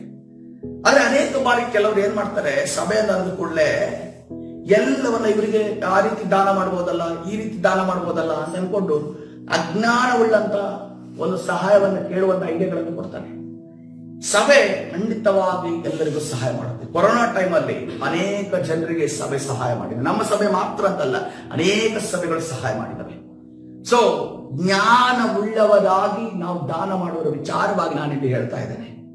ನೋಡ್ರಿ, ಆದ ನಂತರ ಅವರ 5,000 ಕೇಳೋದು ನನ್ನ ನಿಲ್ಲಿಸೇ ಬಿಟ್ರು. ಹಾಗಂದ್ರೆ ಮತ್ತೆ ಬಂದ್ರು, 300 ರೂಪಾಯಿ ಕೇಳೋದು. 300 ರೂಪಾಯಿ ಕೇಳ 300 ರೂಪಾಯಿ ಕೊಟ್ಟೆ. ಇನ್ನು ಅವ್ರು ಕೊಟ್ಟಿಲ್ಲ. ದೇವರ ಸ್ತೋತ್ರ. ಅದಕ್ಕೆ ಸಹಾಯ ಮಾಡಬಾರ್ದು ಅಂತ ಹೇಳೋದಿಲ್ಲ. ಅದಕ್ಕೋಸ್ಕರ ನಾವು ಹೇಳ್ತೀವಿ, ನಾವು ಯಾಕೆ ಜ್ಞಾನವಾಗಿ ಸಹಾಯ ಮಾಡಿ ಅಥವಾ ಸಭೆಯ ಥ್ರೂ ಸಹಾಯ ಮಾಡಿ ಅಂತ ಹೇಳ್ತೀವಿ ಅಂತಂದ್ರೆ, ಎಂತೆಂತ ಜನರು ಎಂತೆಂತ ಈ ಲೋಕದಲ್ಲಿ ಇದ್ದಾರೆ ಅನ್ನೋದು ಯಾರಿಗೆ ಗೊತ್ತಿರುತ್ತೆ ಹೇಳಿ? ಒಂದು ದೇವ್ರಿಗೆ ಗೊತ್ತಿರುತ್ತೆ, ಇನ್ನೊಂದು ಸಭೆಗೂ ಸ್ವಲ್ಪ ಇನ್ಫಾರ್ಮೇಶನ್ ಇರುತ್ತೆ. ಹಲ್ಲೆಲೂಯಾ. ಅದಕ್ಕೋಸ್ಕರವಾಗಿ ನಾವೇನ್ ಮಾಡ್ತೀವಿ, ಯಾಕೆ ಗೊತ್ತಾ, ಇಲ್ಲಿ ಬಂದೋದು ಹಣ ಸಪ್ಲೈ ಆಗಿದೆ ಅಂತ ಅನ್ಕೊಂಡು ಗೊತ್ತಾದ್ರೆ ಅವ್ರು ದೇವರನ್ನು ನೋಡೋದೇ ಇಲ್ಲ. ಖಂಡಿತವಾಗಿ ದೇವರನ್ನು ನೋಡೋದಿಲ್ಲ. ATM ಮಷಿನ್ ಬಂದಾಗ ಬರ್ತಾರೆ, ಡ್ರಾ ಮಾಡ್ತಾರೆ, ಸೀದಾ ಹೋಗ್ತಾರೆ. ಸೊ ಇದು ATM ಮಷಿನ್ ಅಲ್ಲ, ಎನಿ ಟೈಮ್ ಮನಿ ಅಲ್ಲ, ಇದು ATG ಮಷಿನ್ ಆಗಿದೆ, ಎನಿ ಟೈಮ್ ಗ್ರೇಸ್ ಆಗಿದೆ. Hallelujah, hallelujah. ಇದು ATG, ಇದು ಎನಿ ಟೈಮ್ ಎಲ್ಲಾ ಸಮಯದಲ್ಲಿ ಕೃಪೆಯನ್ನ ಕೊಡುವಂತ ಮಷೀನ್ ಆಗಿದೆ. ಹಲ್ಲೆಲೂಯಾ. ಆ ಕೃಪೆಯಿಂದಲೇ ಕರ್ತನು ನಮ್ಮ ಎಲ್ಲ ಕೊರತೆಗಳನ್ನು ನೀಗಿಸುವಾತನಾಗಿದ್ದಾನೆ. ಮುಂದೆ ನೋಡುವಾಗ ಅವಾರ್ಡ್ ಯೂಸರ್ ಎಂದು ನೋಡುವಾಗ ಬಡ್ಡಿಯನ್ನ ತೆಗೆದುಕೊಳ್ಳಬಾರದು. ಇದು ಒಂದು ಸ್ವಲ್ಪ ಕಷ್ಟಕರವಾದ ವಿಚಾರ. ಯಾಕಂದ್ರೆ ಆಲ್ರೆಡಿ ಕೆಲವರು ಬಡ್ಡಿ ವ್ಯವಹಾರದ ಮಾಡ್ತಿರುವವರು ಸಭೆಯಲ್ಲಿರ್ಬೋದು ಅಥವಾ ಸಭೆ ಹೊರಗಡೆ ಇರ್ಬೋದು, ವಿಶ್ವಾಸಿಗಳಾಗಿರ್ಬೋದು. ಇದನ್ನ ನಾವು ಬಿಟ್ಟರೆ ಬಹಳ ಒಳ್ಳೆಯದು. ಯಾಕೆಂತಂದ್ರೆ ಬಡ್ಡಿ ವ್ಯವಹಾರ ಅನ್ನೋದು ಅದು ಒಳ್ಳೆಯ ವಿಚಾರವಲ್ಲ. ನಮ್ಗೆ ಲಾಭ ಇರುತ್ತೆ, ನಮ್ಗೆ ಒಂದು ಬಿಸ್ನೆಸ್ಸೇ ಆಗಿರ್ಬೋದು, ಆದರೆ ಇನ್ನೊಬ್ಬರಿಗೆ ಅದು ಕಣ್ಣೀರಾಗಿರುತ್ತೆ. ಬೇರೆ ಅವನು ತೆಗೆದುಕೊಂಡೇ ಅವನು ಅನುಭವಿಸಲಿಲ್ಲ ಅಂತ ಅನ್ಕೊಂಡು ಅವನು ತೆಗೆದುಕೊಳ್ಳುವಾಗ ಚೆನ್ನಾಗಿತ್ತು ಅಂತ ಅನ್ಕೊಂಡು ಕೇಳ್ತೀವಿ. ಹೌದು, ತೆಗೆದುಕೊಂಡಿದ್ದಾನೆ. ಆದ್ರೆ ಅಲ್ಲಿ ಆ ಮನೆಯ ಪರಿಸ್ಥಿತಿ ನೀವು ಒಂದು ಸಾರಿ ಹೋಗಿ ಕೂತ್ಕೊಳ್ಳೋದಾದ್ರೆ ಬೇರೆ, ಕಣ್ಣೀರಿನಲ್ಲಿ ಆ ಮನೆ ಕೈಗೊಳ್ತಾ ಇರುತ್ತೆ. ಅನೇಕ ಸಾವು ನೋವುಗಳು ನಡೆದಿರುತ್ತೆ. ಅದಕ್ಕೋಸ್ಕರವಾಗಿ ಬಡ್ಡಿ ಕೊಡೋದು ಅಥವಾ ಬಡ್ಡಿ ತೆಗೊಳ್ಳೋದು ಎರಡೂ ತಪ್ಪುಗಳ ಕಾರ್ಯ ಆಗಿದೆ. ಅದಕ್ಕೋಸ್ಕರವಾಗಿ ಅಂತ ಕಾರ್ಯಕ್ಕೆ ನಾವು ಕೈ ಹಾಕಿದ್ರೆ ಏನ್ ಮಾಡ್ಬೇಕು, ನಾವು ಅಫಿಷಿಯಲ್ ಆಗಿ ಯಾವುದು ನ್ಯಾಯಯುತವಾಗಿದೆಯೋ ಆ ಒಂದು ಲೋನ್ಗಳನ್ನ, ಯಾಕೆಂತಂದ್ರೆ ನೋಡ್ರಿ, ಲೋನ್ಗಳನ್ನ ತೆಗೊಳ್ಳೋದು ತಪ್ಪು ಅಂತ ಹೇಳ್ತಾ ಇಲ್ಲ, ಆದ್ರೆ ಒಂದನ್ನ ತಿಳಿದುಕೊಂಡಿರಬೇಕು, ದೇವರ ಮೇಲೆ ನಾವು ಭರವಸೆ ಇಡೋದಾದ್ರೆ ದೇವರು ನಮ್ಮನ್ನ ಸಾಲ ಕೊಡುವವರಾಗಿ ನಮ್ಮನ್ನು ನಿಲ್ಲಿಸುವಾತನಾಗಿದೆ. ಹಲ್ಲೆಲೂಯಾ. ಅದು ದೇವರ ಕೃಪೆಯಾಗಿದೆ. ನಾವು ಕಾಲಾಂತರದಲ್ಲಿ ಈ ಸಾಲ ತೆಗೆದುಕೊಳ್ಳೋದನ್ನ ಬಿಟ್ಟು, ದೇವರೇ ನನ್ನನ್ನ ಸಾಲ ತೆಗೆದುಕೊಳ್ಳುವುದಕ್ಕೆ ನನಗೆ ಅವಕಾಶವನ್ನು ತರಬೇಡ, ನನ್ನ ಕೈಯಿಂದಲೇ ನಾನು ಹಾಕುವಾಗ, ಇಲ್ಲಂತಂದ್ರೆ ಹಾಸಿಗೆಗೆ ತಕ್ಕಷ್ಟು ನನ್ನ ಒಂದು ಕ್ಷಮತೆ ಏನು, ನನ್ನ ಒಂದು ಯೋಗ್ಯತೆ ಏನು, ಅಷ್ಟಕ್ಕೆ ಮಾತ್ರ ನಾನು ಆಸೆಗಳನ್ನು ಇಟ್ಟುಕೊಳ್ಳುವಾಗ ನನಗೆ ಸಹಾಯ ಮಾಡು ಎಂದು ಕೇಳುವುದಾದ್ರೆ ಕರ್ತನು ನಮಗೆ ಖಂಡಿತವಾಗಿ ಸಹಾಯ ಮಾಡುವಾತನಾಗಿದೆ. ಹಲ್ಲೆಲೂಯಾ. ಕರ್ತನ ಪರಿಶುದ್ಧ ನಾಮಕ್ಕೆ ಸ್ತೋತ್ರವಾಗಲಿ. ಅದೇ ರೀತಿಯಲ್ಲಿ ನಾವು ನೋಡ್ತಾ ಇದ್ದೇವೆ, ವ್ಯಾಪಾರವನ್ನ ಮಾಡುವಾಗ, ಲೇವಾದೇವಿಯನ್ನ ಮಾಡುವಾಗ ನ್ಯಾಯವಾಗಿ ಮಾಡಬೇಕು ಅನ್ನೋದು ಇದೇನಿದೆ, ಅಕಾರ್ಡಿಂಗ್ ಟು ಬೈಬಲ್, ಸತ್ಯವೇದದ ಪ್ರಕಾರವಾಗಿರುವಂತ ಸತ್ಯವೇದದಲ್ಲಿ ಒಂದೇ ಒಂದು ಪುಸ್ತಕದಲ್ಲಿ ಒಬ್ಬ ಮನುಷ್ಯನಿಗೆ ನ್ಯಾಯವಾಗಿ ತನ್ನ ಹಣವನ್ನ ಚಲಾಯಿಸುವುದಕ್ಕೂ ಹಣವನ್ನ ಕೊಡುವುದಕ್ಕೂ ಲೇವಾದೇವಿ ಮಾಡುವುದಕ್ಕೂ ಇರುವಂತ ಒಂದು ಪ್ರಮಾಣ ಕೊಟ್ಟಿದೆ ಅನ್ನೋದಾದರೆ ಅದು ಸತ್ಯವೇದ ಮಾತ್ರವೇ. ಹಲ್ಲೆಲೂಯಾ.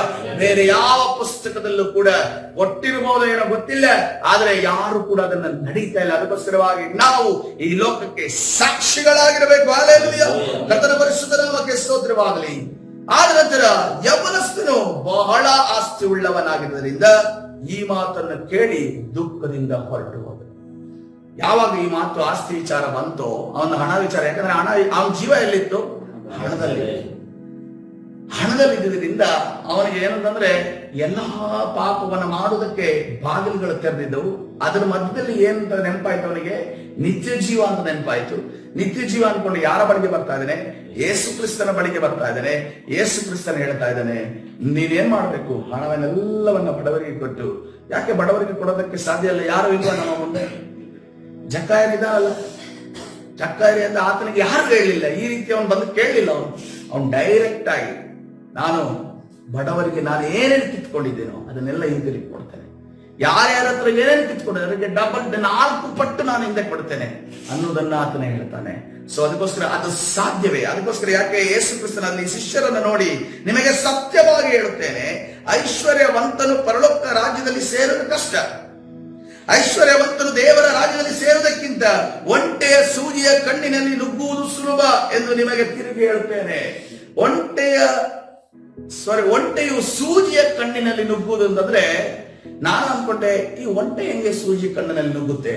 ಸೂಜಿ ಕಣ್ಣಿರೋದು ಇಷ್ಟೇ, ಒಂಟೆ ಇರೋದು ಎತ್ತರ ಗಾತ್ರ. ಆದ್ರೆ ನೋಡ್ರಿ, ಆ ಇಸ್ರೇಲ್ ದೇಶದಲ್ಲಿ ಹೋದವರು ಈ ರೀತಿಯಲ್ಲಿ ಒಂದು ಹೇಳ್ತಾರೆ, ಅಲ್ಲಿ ಸೂಜಿಯ ಕಣ್ಣು ಅಂತ ಅನ್ಕೊಂಡು ಒಂದು ಗೇಟ್ ಇದೆ. ಆ ಗೇಟ್ ಅಲ್ಲಿ ಒಂಟೆಗೆ ಸಲೀಸಾಗಿ ಹೋಗೋದಕ್ಕೆ ಜಾಗ ಇಲ್ಲ. ಒಂಟೆ ಎತ್ತರ ಇರುತ್ತೆ, ಕುತ್ತಿಗೆ ಮೇಲೆ ಇರುತ್ತೆ, ಮತ್ತು ಅದು ಎತ್ತರವಾಗಿ ಕಾಲುಗಳು ಆ ಉದ್ದ ಆಗಿರುತ್ತವೆ. ಅದು ಒಂದು ವೇಳೆ ಒಂಟೆ ಆ ಒಂದು ಸೂಜಿಯ ಗೇಟ್ ಅಲ್ಲಿ ಹೋಗ್ಬೇಕು ಅಂತಂದ್ರೆ ಅದು ಬಗ್ಗಿಕೊಂಡು ಮೊಣಕಾಲೂರಿ ತಲೆಯನ್ನ ಬಾಗಿಸಿ ಅದನ್ನ ಹಿಂದೆ ಇದ್ದವರ ವ್ಯಾಪಾರಿ ಏನ್ ಮಾಡ್ಬೇಕಾಗಿತ್ತು? ಅದನ್ನ ತಳ್ಳಬೇಕಾಗಿತ್ತು. ತಳ್ಳುವಾಗ ಅದು ಕಷ್ಟ ಸುಲಭ ಇರುತ್ತಾ? ಕಾಲುಗಳು ನೋವಾಗ್ತಾ ಇರುತ್ತೆ, ಒಂಟೆದು ತಲೆ ನೋವಾಗಿರುತ್ತೆ, ಇಲ್ಲಿ ಬಡಿಯುತ್ತೆ. ಎಲ್ಲಾ ಆದರೂ ಕೂಡ ಅವನಿಗೆ ದೇಶದೊಳಗೆ ಬಂದು ವ್ಯಾಪಾರ ಮಾಡುವ ಅನ್ನುವಂತ ಒಂದು ತವಕದಿಂದ ಅವನೇನ್ ಮಾಡ್ತಾನೆ, ಎಲ್ಲರೂ ಸೇರಿ ಆ ಒಂಟೆನ ಆ ಗೇಟ್ ಒಳಗೆ ದಬ್ತಾನೆ. ಅವಾಗ ಸಿಕ್ಕಾಪಟ್ಟೆ ನೋವಾಗುತ್ತೆ, ತರ್ಚೋಗಿರುತ್ತೆ, ಬೇದನೆ ಆಗಿರುತ್ತೆ, ಬಾಧೆ ಆಗಿರುತ್ತೆ. ಒಂಟೆಗೆ ಅದನ್ನ ನಿವಾರಿಸಿಕೊಳ್ಳುವುದಕ್ಕೆ 1 ಅಥವಾ 2 ದಿವಸ ಬೇಕಾಗಿರುತ್ತೆ. ಅದೇ ರೀತಿಯಲ್ಲಿ ಒಬ್ಬ ಐಶ್ವರ್ಯವಂತನಿದ್ರೆ ಅವನು ಎಷ್ಟು ಕಷ್ಟಪಟ್ಟು ದೇವರ ರಾಜ್ಯದ ಒಳಗಡೆ ಪ್ರವೇಶ ಮಾಡುವಂತ ಅವಕಾಶ ಅಥವಾ ಅಗತ್ಯತೆ ಇರುವಂತದ್ದಾಗಿದೆ. ಆದ್ರೆ ಹೋಗೋದಿಲ್ಲ ಅಂತ ಕರ್ತನೆ ಹೇಳ್ತಾ ಇದ್ದಾರೆ. ಏನ್ ಹೇಳ್ತಾ ಇದ್ದಾರೆ? ಶಿಷ್ಯರು ಇದನ್ನು ಕೇಳಿ ಅತ್ಯಾಶ್ಚರ್ಯಪಟ್ಟು, ಹೀಗಿದ್ದರೆ ಯಾರಿಗೆ ರಕ್ಷಣೆ ಆಗಿದೆ ಎಂದು ಕೇಳಲು ಯೇಸು ಅವರನ್ನು ದೃಷ್ಟಿಸಿ ನೋಡಿ, ಇದು ಮನುಷ್ಯರಿಗೆ ಅಸಾಧ್ಯ, ಆದ್ರೆ ದೇವರಿಗೆ ಎಲ್ಲವೂ ಸಾಧ್ಯ. ಹಲ್ಲೆಲೂಯಾ. ಯೋಬ ಅಗರ್ಭ ಶ್ರೀಮಂತನಾಗಿದ್ನ. ಅಗರ್ಭ ಶ್ರೀಮಂತನಾಗಿದ್ರು ಕೂಡ ಆತನ ಆಸ್ತಿಯ ವಿವರ ಇದೆ. ಆದ್ರೆ ಆತನ ಕ್ರಿಯೆಗಳನ್ನು ನೋಡುವಾಗ ಆತನ ಯಜ್ಞವನ್ನ ಸಮರ್ಪಿಸಿದನು, ದೇವರ ವಿಚಾರ ವಿಶೇಷ ನಂಬಿಕೆ ಉಳ್ಳವನಾಗಿದ್ದನು, ದೇವರ ವಿಚಾರ ನಿರೀಕ್ಷೆ ಉಳ್ಳವನಾಗಿದ್ದನು, ದೇವರ ವಿಚಾರ ಪ್ರೀತಿ ಉಳ್ಳವನಾಗಿದ್ದನು. ದೇವರ ಜೊತೆ ಸಮಕ್ಷಮದಲ್ಲಿ ಅವನ ಮುಂದೆ ಮುಖಾಮುಖಿಯಾಗಿ ಮಾತಾಡಬೇಕಾದ್ರೆ ಆಲೋಚನೆ ಮಾಡ್ರಿ, ಆ ಯೋಬನ ಎಷ್ಟು ಆತನ ಯೇಸು ಕ್ರಿಸ್ತನೇ ಆತನ ವಿಚಾರವಾಗಿ ಸಾಕ್ಷಿ ಹೇಳ್ತಾನೆ, ನೀತಿವಂತನೇ. ಹಲ್ಲೆಲೂಯಾ. ಆ ಅಗರ್ಭ ಶ್ರೀಮಂತನು ಆತನು ತನ್ನಲ್ಲಿರುವಂತಹ ಆಸ್ತಿಯನ್ನು ಅವಲಂಬಿಸದೆ ಯಾವಾಗ ದೇವರ ಮೇಲೆ ಭರವಸೆ ಇಟ್ಟನೋ, ಅದೇ ರೀತಿಯಲ್ಲಿ ಈ ಲೋಕದಲ್ಲಿ ಯಾವುದೇ ಶ್ರೀಮಂತನು ಐಶ್ವರ್ಯವಂತನು ನಾಳೆ ದಿವಸ ವಿಶ್ವಾಸಿ ಆಗ್ಬೋದು. ಆತನಿಗೂ ಕೂಡ ಪರಲೋಕ ಬರುವುದಕ್ಕೆ ಯೋಗ್ಯತೆ ಇರ್ತದೆ ಯಾವಾಗ ದೇವರ ಮೇಲೆ ಮಾತ್ರವೇ ಭರವಸೆಯನ್ನಿಟ್ಟಾಗ. ಹಲ್ಲೆಲೂಯಾ. ಕರ್ತನ ಪರಿಶುದ್ಧ ನಾಮಕ್ಕೆ ಸ್ತೋತ್ರವಾಗಲಿ. ಕೊನೆಯದಾಗಿ ಓದಿಕೊಳ್ಳೋಣ ಪ್ರಸಂಗಿ ಪುಸ್ತಕ 2ನೇ ಅಧ್ಯಾಯ 10 ಮತ್ತು 11 ವಚನಗಳು. ಈ ಸೊಲೊಮೋನ ಅಗರ್ಭ ಶ್ರೀಮಂತನಾದ, ಯೋಬರಿಗಿಂತ ಅಗರ್ಭ ಶ್ರೀಮಂತನಾದ ಸೊಲೊಮೋನನು, ರಾಜನಾದ ಸೊಲೊಮೋನ ಏನ್ ಹೇಳ್ತಾನೆ, ಹೀಗೆ ಯೆರೂಸಲೇಮಿನಲ್ಲಿ ಆ ಒಂದು ಅಧ್ಯಾಯವನ್ನು ಓದ್ರಿ ಮೇಲಿನಿಂದ. ನಾನು ಎಲ್ಲವನ್ನು ಓದೋದಕ್ಕೆ ಹೋಗೋದಿಲ್ಲ. ಕೊನೆಯದಾಗಿ ಆತನ ಮಾತನಾಡಿದ ಮಾತುಗಳನ್ನ ನಾನು ನಿಮಗೆ ಹೇಳ್ತಾ ಇದ್ದೀನಿ. ಹೀಗೆ ಯೆರೂಸಲೇಮಿನಲ್ಲಿ ಹಿಂದೆ ಇದ್ದವರೆಲ್ಲರಿಗಿಂತಲೂ ಹೆಚ್ಚು ವಿಷಯದಲ್ಲಿ ದೊಡ್ಡವನಾದೆನು. ಇದಲ್ಲದೆ ನನ್ನ ಜ್ಞಾನವು ನನ್ನಲ್ಲಿ ನೆಲೆಯಾಗಿತ್ತು. ನನ್ನ ಕಣ್ಣು ಬಯಸಿದ್ದೆಲ್ಲವನ್ನು ಅದಕ್ಕೆ ನಾನು ಒಪ್ಪಿಸದೆ ಬಿಡಲಿಲ್ಲ. ಯಾವ ಸಂತೋಷವನ್ನು ಅನುಭವಿಸುವುದಕ್ಕೂ ನನ್ನ ಹೃದಯವು ತಡೆಯಲಿಲ್ಲ. ಏಕೆಂದರೆ ನನ್ನ ಹೃದಯವು ನನ್ನ ಕಾರ್ಯಗಳಲ್ಲೆಲ್ಲ ಹರ್ಷಿಸುತ್ತಿತ್ತು. ನನ್ನ ಪ್ರಯಾಸದಿಂದೆಲ್ಲ ನನಗಾದ ಲಾಭವೂ ಇದೆ. ಆಗ ನನ್ನ ಕೈಯಿಂದ ನಡೆಸಿದ ಎಲ್ಲಾ ಕೆಲಸಗಳಲ್ಲಿಯೂ ನಾನು ಪಟ್ಟ ಪ್ರಯಾಸಗಳಲ್ಲಿಯೂ ದೃಷ್ಟಿ ಇಟ್ಟೆನು. ಆಹಾ, ಗಾಳಿಯನ್ನು ಹಿಂದಟ್ಟಿದ ಹಾಗೆ ಸಮಸ್ತವೂ ವ್ಯಕ್ತವಾಯಿತು. ಲೋಕದಲ್ಲಿ ಯಾವ ಲಾಭವೂ ಕಾಣಲಿಲ್ಲ. ಹಲ್ಲೆಲೂಯಾ. ಕರ್ತನ ಪರಿಶುದ್ಧ ನಾಮಕ್ಕೆ ಸ್ತೋತ್ರವಾಗಲಿ. ಇವತ್ತಿನ ದಿವಸ ಈ ಒಂದು ಕನ್ಕ್ಲೂಷನ್ಗೆ ಬರೋದಕ್ಕೆ ನಮಗೆ ಸಾಧ್ಯನಾ? ಲೋಕದಲ್ಲಿ ಯಾವ ಲಾಭವೂ ಇಲ್ಲ ಅನ್ನೋದನ್ನ ಯಾರು ಹೇಳ್ತಾ ಇದ್ದಾರೆ? ಸೊಲೊಮೋನ, ರಾಜನಾದ ಅಗರ್ಭ ಶ್ರೀಮಂತನಾದ ಸೊಲೊಮೋನನೇ ಹೇಳ್ತಾ ಇದ್ದಾನೆ. ಅದಕ್ಕೋಸ್ಕರವಾಗಿ ಇವತ್ತಿನ ದಿವಸ ನಮ್ಮನ್ನು ನಾವು ಕರ್ತನ ಕರಗಳಿಗೆ ಸಮರ್ಪಿಸೋಣ. ಇವತ್ತಿನ ದಿವಸ ಹಣವನ್ನ ನಾವು ಹಿಂಬಾಲಿಸಿದೆ, ಹಣದಿಂದ ಆಗುವಂತಹ ಎಲ್ಲಾ ಬೇರೆ ಬೇರೆ ದಾರಿಗಳನ್ನು ಹಿಂಬಾಲಿಸಿದೆ. ನಾವು ಯಾರನ್ನ ಹಿಂಬಾಲಿಸಬೇಕು? ನಾವು ಕರ್ತನನ್ನ ಮಾತ್ರವೇ ಹಿಂಬಾಲಿಸಬೇಕು. ಹಲ್ಲೆಲೂಯಾ. ನಾಳೆ ದಿವಸ ನಮ್ಮ ಹಣ, ಆಸ್ತಿ, ಅಂತಸ್ತು ಎಲ್ಲವೂ ಕೂಡ ನುಸಿಗೆ ಸಮಾನವಾಗಿ, ಯಾಕಂದ್ರೆ ಗವರ್ಮೆಂಟ್ ಎಂತೆಂತ ರೂಲ್ಸ್ ಮುಂದೆ ತರಿಸೋದೋ ನಮ್ಗೆ ಗೊತ್ತಿಲ್ಲ. ಯಾವ ಯಾವ ಕಾನೂನುಗಳು ಬರ್ತಾವೋ ನಮ್ಗೆ ಗೊತ್ತಿಲ್ಲ. ಕಾನೂನುಗಳು ಬಂದಾಗ ನಾವು ಈ ಒಂದು ದೇಶದಲ್ಲಿ ಜೀವಿಸಬೇಕಾದ್ರೆ ಅದನ್ನ ಪಾಲಿಸಲೇಬೇಕಾದ ಪರಿಸ್ಥಿತಿ ಬರುತ್ತೆ. ಆವಾಗ ನಮಗೆ ಕೊರತೆಗಳು ಬರುವಾಗ ನಮಗೆ ಈ ಲೋಕದ ಯಾವುದೇ ಆಸ್ತಿ ಅಂತಸ್ತುಗಳು ಸಹಾಯಕ್ಕೆ ಬರಲ್ಲ. ನಮಗೆ ಸಹಾಯಕ್ಕೆ ಬರುವವನು ಒಬ್ಬನೇ, ಆತನು ಯೇಸು ಕ್ರಿಸ್ತನಾಗಿದ್ದಾನೆ. ಹಲ್ಲೆಲೂಯಾ. ಕರ್ತನ ಸನ್ನಿಧಾನದಲ್ಲಿ ಈ ಸಮಯ ನಮ್ಮನ್ನು ನಾವು ಒಪ್ಪಿಸಿಕೊಂಡಿದ್ದ ಪ್ರಾರ್ಥನೆ ಮಾಡೋಣ. ಪರಿಶುದ್ಧನಾದ ದೇವರೇ, ನಿನ್ನ ನಾಮಕ್ಕೆ ಸ್ತೋತ್ರ. ಕರ್ತನೇ, ನಿನ್ನ ಸನ್ನಿಧಿಯಲ್ಲಿ ಕರ್ತನೇ ಇವತ್ತಿನ ದಿವಸ, ಹೌದು ಸ್ವಾಮಿ, ಇದು ಒಬ್ಬ ಮನುಷ್ಯರಿಗೆ ಬಹಳ ಕ್ಲಿಷ್ಟವಾದ ವಿಚಾರ. ತನ್ನ ಆದಾಯದಲ್ಲಿ ಕರ್ತನೇ ರಾಜ ಪರಿಶುದ್ಧನಾದ ದೇವರೇ, ನನ್ನ ಆದಾಯದಲ್ಲಿ ಬಿಟ್ಟು ಕೊಡುವುದು ಕರ್ತನೆ, ಇನ್ನೊಬ್ಬರಿಗೆ ಕರ್ತನೆ ವಿನಾಕಾರಣವಾಗಿ ಕರ್ತನೆ ಕೊಡುವುದು ಅದು ಬಹಳ ಕಷ್ಟ. ಆದ್ರೆ ಸ್ವಾಮಿ ಕರ್ತನೆ, ನಿನ್ನ ಆಜ್ಞೆಗಳು, ನಿನ್ನ ನ್ಯಾಯ ಪ್ರಮಾಣ ನಮಗೆ ಧೈರ್ಯ ಕೊಡುತ್ತವಲ್ಲ ಸ್ವಾಮಿ. ಕರ್ತನೆ, ನಮಗೆ ಕೊಟ್ಟಂತ ಆದಾಯವನ್ನು ಆಶೀರ್ವಾದ ಮಾಡುವ ದೇವರು ನೀನಾಗಿದ್ದಿ ಕರ್ತನೆ ರಾಜ. ನಾವು ಕರ್ತನೆ ನೀನು ಹೇಳಿದ ರೀತಿಯಲ್ಲಿ ನಮಗೆ ಸಿಕ್ಕಿದಂತ ಆದಾಯವನ್ನ ನಾವು ಉಪಯೋಗಿಸಿಕೊಳ್ಳುವ ಹಾಗೆ, ಅದರಲ್ಲಿ ನಡೆದುಕೊಳ್ಳುವಾಗ ನಮಗೆ ಸಹಾಯ ಹಸ್ತವನ್ನ ಚಾಚು ಕರ್ತನೆ ರಾಜ. ಪರಿಶುದ್ಧರಾದವರೇ, ನಿನ್ನ ನ್ಯಾಯ ಪ್ರಮಾಣವು ಕರ್ತನೆ ನಮ್ಮ ಕೆಟ್ಟದಕ್ಕಲ್ಲ, ನಾವು ಬಡತನಕ್ಕೆ ಹೋಗುವುದಕ್ಕಲ್ಲ, ದರಿದ್ರತನಕ್ಕೆ ಹೋಗುವುದಕ್ಕಲ್ಲ, ನಾವು ಕರ್ತನೆ ರಾಜ ಆರ್ಥಿಕವಾಗಿ ಆಶೀರ್ವಾದ ಒಂದು ಕಾಲಕ್ಕಾಗಿದೆ ಸ್ವಾಮಿ. ಕರ್ತನೆ, ನಮ್ಮ ವಿರುದ್ಧವಾಗಿ ಹೋರಾಡುವಂತ ಎಲ್ಲಾ ಸೈತಾನ ಅಂಧಕಾರ ಶಕ್ತಿಗಳ ಬಲಗಳ ದುರಾತ್ಮನ ಕಾರ್ಯಗಳನ್ನ, ಹಂತೆಗಳ ಕಾಯಿಗಳ ದೋಷ ಫಲಗಳ ಎಲ್ಲವನ್ನ ನಗರೇತಿನ ಯೇಸುವಿನ ನಾಮದಲ್ಲಿ ಬಂಧಿಸಿ ಮುರಿದಾಗ ಬಿಡುಗಡೆ ಉಂಟು ಮಾಡಿ ನಿರ್ಧಾರ ನಡೆಸು, ಬಲಪಡಿಸು. ಕರ್ತನಾದ ಯೇಸು ಸ್ವಾಮಿ ಹೆಸರಲ್ಲಿ ಪ್ರಾರ್ಥಿಸಿ ಹೊಂದಿಕೊಳ್ತೇನೆ, ಜೀವವುಳ್ಳ ತಂದೆಯೇ. ಆಮೆನ್. ಆಮೆನ್. ಹಲ್ಲೆಲೂಯಾ.